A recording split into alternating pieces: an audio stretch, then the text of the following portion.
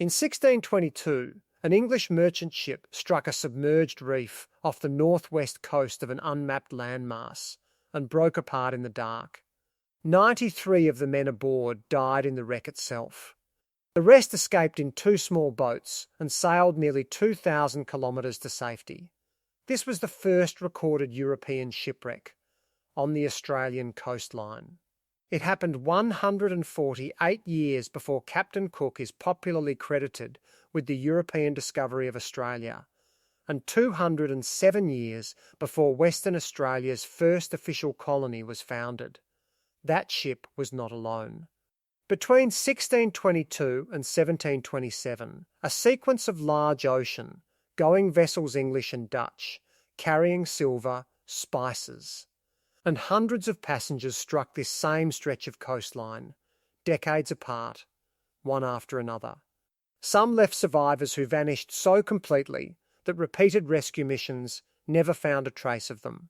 One left no survivors at all, and its fate remained a total blank in the historical record for over 2 centuries. By the conventional timeline of Australian history, this coastline should have seen no European contact for another 150 years. Instead, the documented and archaeological record places at least 15 ships here before formal settlement, a fleet that by the standard version of events should not exist. This is the coral coast of Western Australia. Coordinates: 28 degrees south, 113 degrees east. This channel investigates geographical anomalies through the documented science and history behind them, coastlines, ruins, and disappearances examined with geology, archaeology, and climatology, not speculation. If measured, evidence-based exploration of the planet's stranger corners interests you, subscribe for more. The wrecks in question are spread along what is now marketed as Western Australia's Coral Coast, a stretch of shoreline running roughly 1,270 kilometres from Cervantes in the south to Exmouth in the north. The climate shifts considerably along its length, Mediterranean-style winters and dry summers near Perth, transitioning to a subtropical and increasingly arid regime further north through the Gascoyne region. This is not a lush coastline. Much of it is fringed by limestone, mobile sand dune systems, and low, salt-tolerant coastal heath, with very few natural harbours capable of sheltering a distressed vessel. The offshore geology is the more critical factor. Roughly 60 to 80 kilometres off the coast near present day, Geraldton lies the Houtman Abrolhos, a chain of more than 120 low-lying islands and reefs, built from Holocene and Pleistocene coral reef limestone, sitting directly on the edge of the continental shelf. The islands cluster into 3 distinct platforms, the Wallaby, Easter, and Pelset groups separated by deep channels and extending some 170 kilometres parallel to the mainland. It is, notably, the southernmost true coral reef system in the Indian Ocean, existing at the outer limit of latitude where reef-building coral can survive at all. That anomaly exists because of the Leewin current, a warm, poleward-flowing current running south along this coast, a reversal of the typical pattern for an Eastern Ocean boundary, which is normally cold and equator-bound. The Leewin current's warmth is what allows coral to grow this far from the tropics, and it is also what has historically made this stretch of ocean difficult to predict using standard current charts. Further north, past Kalbarri, the coastline changes character entirely. Cliffs rise directly from the sea, composed of Tamala limestone, a Pleistocene-era rock formed from the cementation of ancient wind-blown sand dunes during past glacial periods. These cliffs, which now carry the name of one of the ships that met its end at their base, offer no beach, no gradual approach, and almost no possibility of landing a boat safely in anything short of perfectly calm conditions. Weather compounds the geology. The Gascoyne and Pilbara coastlines further north sit within Australia's active tropical cyclone belt, and remain so today. Storms crossing this coast regularly generate sustained wind gusts exceeding 200 kilometres per hour, along with dangerous storm surges across hundreds of kilometres of shoreline. Offshore, the coast also sits within reach of the Roaring Forties, the powerful, near-constant westerly winds between 40 and 50 degrees south latitude that historically made this route one of the fastest sailing passages on Earth and, as later sections will detail, one of the most consequential. The scale of the resulting hazard is documented, not speculative. The Western Australian Museum's Maritime archaeology database, built from historical records, physical surveys and ongoing fieldwork, currently logs more than 1,600 shipwrecks along the state's coastline across all eras, from the 17th century to the 20th.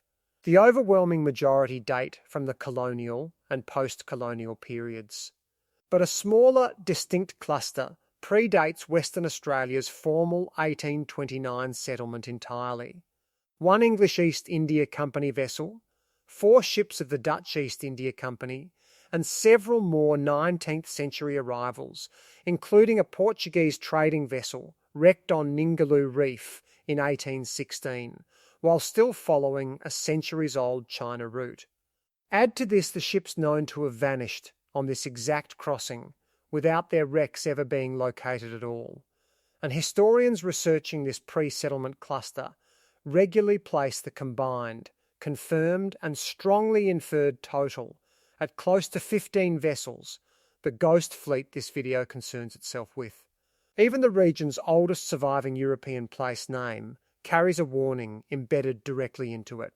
When Dutch navigator Frederik de Houtman charted these islands in 1619, he named them using a Portuguese phrase already circulating among sailors of the era, Abrolhos, a contraction of Abri vossos olhos, open your eyes. It was not a poetic flourish. It was a navigational hazard marker, committed to charts a full decade before the first ship wrecked there. Long before any European chart carried a warning, this coastline was known intimately by the people who had lived along it for tens of thousands of years. The mid-west coast of Western Australia, from the Houtman Abrolhos north through Kalbarri and Shark Bay, falls within the traditional country of several distinct Aboriginal peoples, including the Yamachi nations of the Central Coast, the Nanda people around the Murchison River and the Zuytdorp Cliffs, the Malgana people of the Shark Bay area, and the Noongar peoples further south around present-day Perth and Ledge Point. Their relationship with this coastline was not incidental. It was built on tens of thousands of years of continuous, transmitted observation, of currents, of seasonal weather patterns, of which reefs surfaced at low tide and which stayed hidden, of where reliable fresh water could be found on a coast that offers very little of it. That knowledge functioned, in practice, as a warning system precise enough that European search parties repeatedly depended on it once they had reason to. Records from later rescue expeditions describe crews encountering local groups, noting distant smoke, or relying on Aboriginal knowledge of freshwater soaks that European sailors could not otherwise locate. This was not folklore standing in for science. It was a generation's deep body of environmental knowledge, built and tested over an immense span of time, describing exactly the same hazards that were, independently and much more recently, destroying European ships. The clearest and most closely examined intersection between this knowledge and the wrecks themselves concerns the Zuytdorp, lost in 1712 at the base of the cliffs that now carry its name. No survivor of that wreck was ever confirmed to have reached Batavia or any other Dutch East India Company outpost, and for more than 2 centuries the ship's fate was a complete blank in the historical record. But the oral traditions of the Nanda, Malgana, and Wajari peoples of the surrounding region carried something else. Recurring accounts, later documented by 19th century explorers and ethnographers, of pale-skinned people camping on the land in the period after the wreck, and, in later generations, of community members with unusually fair hair and features distinct from the surrounding population. The explorer C. Gregory, travelling through the district in 1848, recorded Aboriginal people whose colouring struck him as inconsistent with the wider community. The prominent early 20th century ethnographer Daisy Bates documented similar observations in her own fieldwork in the same district decades later. This convergence of oral history and physical observation led maritime historian Philip Playford, the same researcher who confirmed the Zuytdorp wreck site's identity in 1958, to propose formally that survivors of the wreck had likely made contact with, and in some cases integrated into, the Nanda and Malgana communities nearest the site. Researcher Rupert Gerritsen extended this line of inquiry in his own published work, examining language, technology, and material culture for further evidence of contact. The question was taken seriously enough that the Parliament of Western Australia convened a formal select committee on ancient shipwrecks in the 1990s to examine the surviving evidence, which concluded that while not conclusive, the case for some form of contact and integration carried, in the committee's own words, far more substance than had previously been assumed. A parallel, less thoroughly documented tradition surrounds the Vergulde Draeck, wrecked near Ledge Point in 1656. 68 of its survivors were never found despite repeated searches, and local tradition among Noongar groups of that area, including the Yuart, Wadjuk and Belladang peoples, has at various points been connected to the same unresolved question of what ultimately became of them. None of this Indigenous testimony was ever treated, by the communities that held it, as mystery for its own sake. It was observation. People noticed strangers arrive on their coastline, noticed some of them stay, and carried that observation forward as history. In the same way, any community records an unusual and significant event within living and inherited memory. The correlation this video is built around is not that ancient folklore predicted disaster in some mystical sense. It is that the same coastline dangerous enough to destroy 15 ocean-going ships was also intimately known, hazard by hazard, by the people who had navigated it on foot and by watercraft for millennia beforehand, and that European sailors, arriving with charts but no local knowledge, paid the price for that gap. The English East India Company vessel Trial, under Captain John Brooke, departed Plymouth in September 1621, bound for Java, carrying silver, textiles, and a diplomatic gift intended for the King of Siam. On the night of 25 May 1622, while attempting the newly adopted southern route through the Roaring Forties, the ship struck submerged rocks northwest of what are now called the Montebello Islands, off the Pilbara coast. Of the 143 men aboard, 93 died in the wreck itself. Brooke and a small party escaped in the ship's skiff. A separate group of more than 40 survivors spent 7 days on the islands under an officer named Bright before sailing a longboat nearly 2,000 kilometres to Java. Most of the remainder reached Bantam and Batavia safely. The wreck is recognised as the first documented European shipwreck in Australian waters, a full century and a half before Cook's chartered arrival on the east coast. Its precise location was disputed for more than 300 years. A site near the Montebello Islands, first investigated by recreational divers in 1969, remains the leading candidate, though the Western Australian Museum was still using aerial magnetic surveys as recently as 2021 to try to confirm it beyond doubt. The Dutch East India Company's flagship Batavia struck Morning Reef in the Houtman Abrolhos in the early hours of 4 June 1629, on its maiden voyage, carrying somewhere between 320 and 340 passengers and crew. Roughly 40 drowned in the wreck itself. The rest reached nearby islands. Commander Francisco Pelset and skipper Ariane Jacobs took the ship's longboat and dozens of others on an open ocean voyage of nearly 3,000 kilometres to Batavia to secure a rescue vessel, a crossing that took 33 days. In their absence, an under-merchant named Geronimus Cornelis seized effective control of the remaining survivors and organised a systematic campaign of murder, driven by a plan to seize the ship's silver once a rescue eventually arrived. Over the following 2 months, His followers killed an estimated 125 men, women, and children. A group of roughly 20 soldiers, exiled to nearby West Wallaby Island under a false pretense, organised armed resistance under a soldier named Weeby Hayes and successfully repelled 2 assaults from Cornwallis's men. When Pelsart returned aboard the rescue ship Sardam in September 1629, he arrested the mutineers. The ringleaders, including Cornwallis, were tried, had their hands severed, and were hanged on the islands in October. 2 convicted men received a different sentence, marooning on the Australian mainland near present-day Kalbarri, making them, unwillingly, among the first Europeans deliberately left to live on the continent, a century and a half before British colonisation began.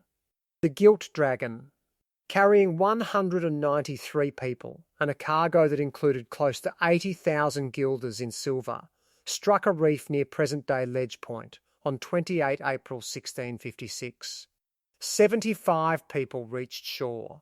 7 of them, led by understeersman Abraham Lehman, sailed an open boat to Batavia in 6 weeks to raise the alarm, leaving 68 survivors waiting on the coast. The Dutch East India Company mounted several search expeditions between 1656 and 1659. Every one of them failed. Search crews found scattered evidence footprints, smoke, possible shelters but never the survivors themselves, and lost several of their own men and boats in the attempt. The wreck itself was not located until 1963, when a spearfishing diver identified it by chance south of Ledge Point. The fate of the 68 who waited on the coast has never been conclusively established, though archaeologists excavated a possible survivor campsite as recently as 2025. The Zuytdorp departed the Cape of Good Hope on 22 April 1712, bound for Batavia. It had left the Netherlands with 286 people aboard, lost more than 100 of them to illness before even reaching the Cape, and took on over 100 replacement crew there before setting out on the voyage's final leg, carrying close to 250,000 guilders in freshly minted silver coin. It never arrived, and uniquely among this coast's major wrecks, no formal search was ever launched, because the Dutch East India Company had no information suggesting where or how it had been lost. The wreck came to rest at the base of sheer limestone cliffs south of Shark Bay. Physical evidence recovered centuries later, large bonfires built from salvaged ship's timber atop the cliffs, indicates that an estimated several dozen to as many as 70 people survived the initial wreck and attempted, for some period, to signal passing ships.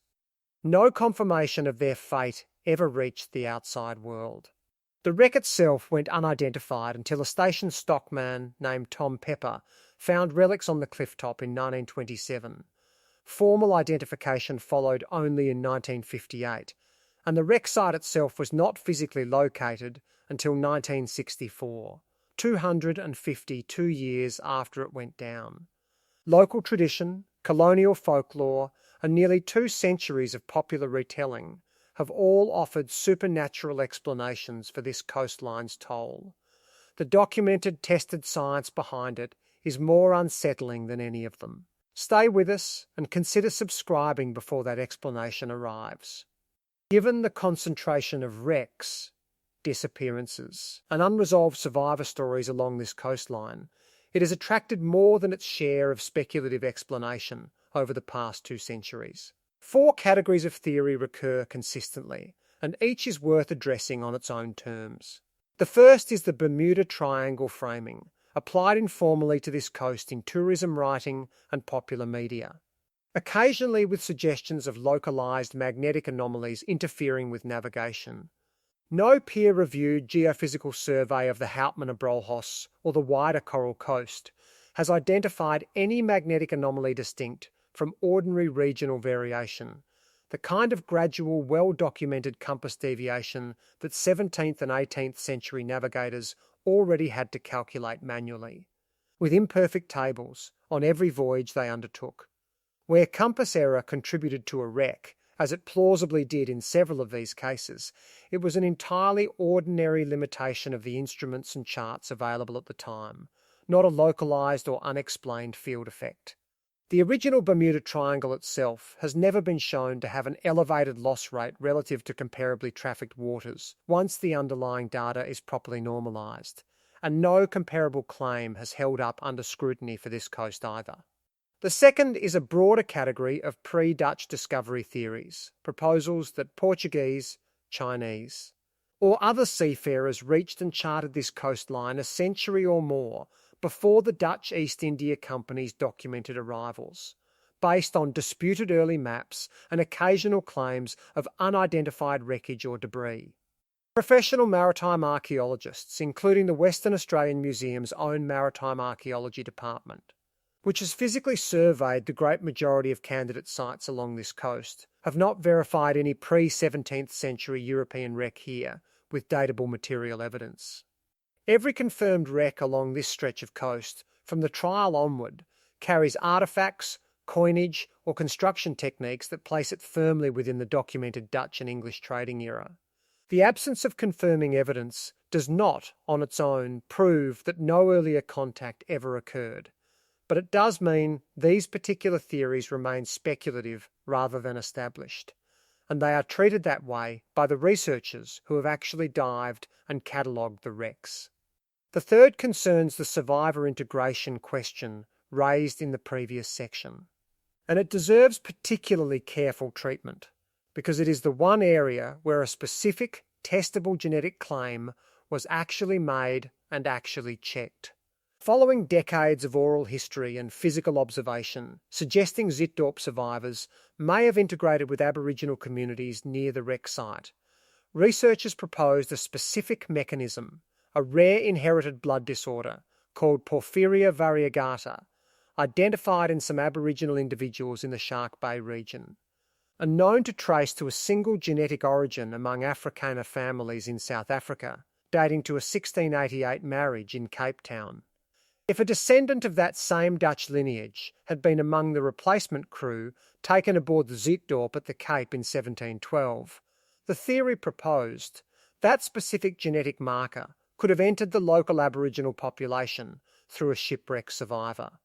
In 2002, researchers at the Queen Elizabeth II Medical Centre in Western Australia, working jointly with Stellenbosch University in South Africa, conducted a direct genetic comparison to test the claim.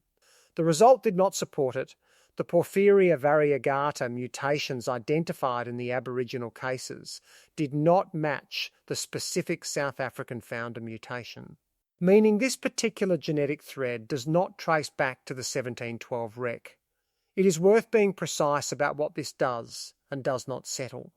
It does not disprove that Zuytdorp survivors reached shore, or that some form of contact and integration with local Aboriginal communities occurred, the physical evidence of campsites and beacon fires, along with the 19th century observational record, stands independently of this one genetic claim. What the 2002 study closed off was a single, specific proposed mechanism for proving it, a useful demonstration of how a testable hypothesis is meant to be narrowed and checked, rather than simply repeated as fact. The fourth and final category is the least substantiated broad supernatural framing, including curses tied to the Batavia massacre and other unexplained phenomena that circulate around Beacon Island, and the wider Abrolhos in tourist and folklore contexts, given the concentrated horror of the 1629 massacre specifically. This kind of storytelling is understandable as a way communities process a genuinely traumatic historical event. It is not, however, supported by any documented pattern of anomalous incident, distinct from what ordinary navigational hazard and a violent human history would already predict for this stretch of coastline. The wrecks that came after Batavia Vergulde Draeck, Zuytdorp, Zuytdorp happened at different sites, decades apart, for the same underlying navigational reason each time. That reason is where the explanation actually lies, and it is the subject of the next section. The mechanism that placed at least 15 ocean-going ships on this exact stretch of coastline across barely a century, has been documented since the 1970s by maritime historians. And it is, at its core, a single unsolved technical problem. Before the mid to late 18th century, no navigator anywhere in the world had a reliable way to measure longitude at sea. Latitude, the north-south position, could be calculated with reasonable accuracy from the height of the sun or known stars above the horizon. Longitude, the east-west position, the exact measurement that would have told a captain how close he actually was to the Australian coast, required either a precise portable clock capable of keeping accurate time across months at sea, which did not yet exist in workable form, or a set of complex astronomical calculations most crews were neither trained nor equipped to perform reliably. In the absence of either, navigators relied on dead reckoning, estimating distance travelled from compass heading, speed, and elapsed time, compounding small errors over thousands of kilometres of open ocean. This mattered enormously because of the specific route in use. In 1611, Dutch captain Hendrik Brouwer discovered that sailing deep into the Roaring Forties, the latitude band between 40 and 50 degrees south, driven by powerful, near constant westerly winds, cut the voyage from the Cape of Good Hope to the Indies from roughly 12 months to 6. By 1616, the Dutch East India Company had made this Brouwer Route compulsory for its captains. The technique required running east along that latitude band for a calculated distance, then turning north toward Batavia. Because there was no reliable way to confirm how far east a ship had actually travelled, that turn was, in practice, an estimate, and the margin for error repeatedly placed ships directly on top of a coastline most of their captains did not know was there until it was far too close. The Dutch East India Company's own sailing orders for later voyages, including the Zuytdorps, instructed captains to expect landfall at a specific latitude, 27 degrees south. The Zuytdorp wrecked almost exactly there. Geology compounded the navigational error.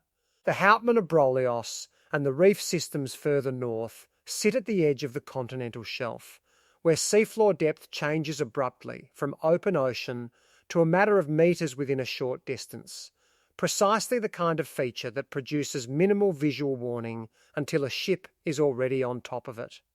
Multiple independent wreck accounts, from Batavia in 1629 to Zuytdorp nearly a century later in 1727, describe lookouts spotting white water ahead in the darkness and dismissing it as moonlight reflecting off the ocean surface rather than breakers over a reef, the same fatal misjudgment repeating itself across generations of experienced sailors, because the underlying visual conditions producing it had not changed at all. Further north, the Zuytdorp Cliffs compounded the problem for survivors rather than for the ship itself. Formed from Tamala limestone, cemented ancient sand dunes dating to past glacial periods, these cliffs rise directly from the sea with no beach and almost no safe landing point, meaning any wreck at their base left survivors effectively stranded on a ledge, able to build signal fires but unable to move far in either direction. Search vessels sent to look for earlier survivors, including those from the Vergulde Draeck, documented seeing smoke along this coast and repeatedly dismissing it as ordinary Aboriginal land management burning rather than a distress signal, a plausible and, in most cases, probably correct interpretation, but one that would also have obscured any genuine signal fire lit by stranded sailors nearby. The region's weather adds a further, still active layer of hazard. The Gascoyne and Pilbara coastlines sit within Australia's active cyclone belt. Storms crossing this exact stretch of coastline today continue to generate sustained wind gusts above 200 kilometres per hour and destructive storm surges, a hazard entirely independent of 17th century navigation and unrelated to any of it. And the same Roaring Forties wind belt that made the Brouwer Route possible is also, according to modern geophysical monitoring, one of the most acoustically active regions on the planet. The collision of opposing open ocean swell systems across the Southern Ocean generates continuous, powerful, and entirely inaudible low-frequency infrasound, waves known as microbaroms, that modern monitoring networks can detect propagating across entire hemispheres. It is not evidence of anything paranormal. It is a measurable, well-studied property of exactly the ocean conditions that made this coastline dangerous in the first place. None of these mechanisms required malicious intent, supernatural interference, or an undiscovered force. They required an unsolved measurement problem, a reef system positioned at the exact point ships were told to expect open water, and weather that remains dangerous by any modern standard. The folklore along this coast was never wrong about the danger. It simply described a hazard that took formal science roughly 3 centuries longer to fully explain. The ghost fleet along Western Australia's Coral Coast was never mysterious in the sense of being unexplainable. It was mysterious in the ordinary historical sense. For centuries, nobody had assembled the navigational, geological, and meteorological evidence in one place. Aboriginal communities who had read this coastline's hazards for tens of thousands of years were right about where the danger lay. Dutch cartographers who named these islands Open Your Eyes were right about what to expect. The wrecks themselves, and the survivors who vanished from the historical record, were casualties of an unsolved measurement problem, intersecting with a genuinely hostile stretch of coastline, not a curse and not a triangle. 15 ships that by conventional history should not have been here at all. What do you think actually happened to the 68 Vergulde Draeck survivors who were never found? Leave your theory in the comments and subscribe for the next investigation.